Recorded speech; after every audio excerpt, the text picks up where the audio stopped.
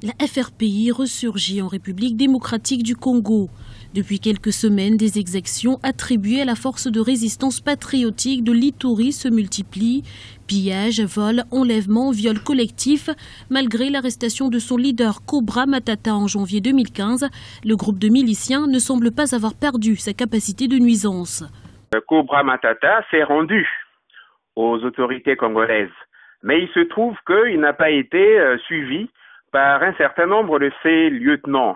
Et donc, c'est comme ça qu'il procède de façon récurrente à des violences qui, bien évidemment, affectent les populations locales dans l'Ituri. Le FRPI compte à ce jour 1 millier d'hommes, c'est 10 fois moins qu'il y a 10 ans, mais suffisant pour terroriser les communautés.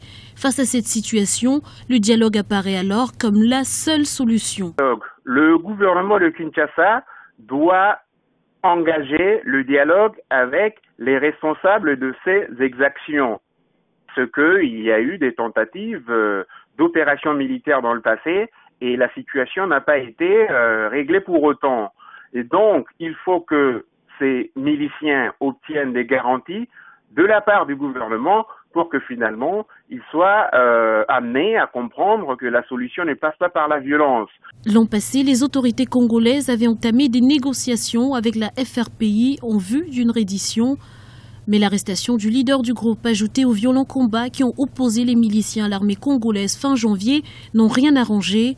Ces miliciens se sont rendus le 16 mars dernier aux forces armées congolaises. Un pas en avant, certes, mais encore trop minime pour affaiblir ce groupe.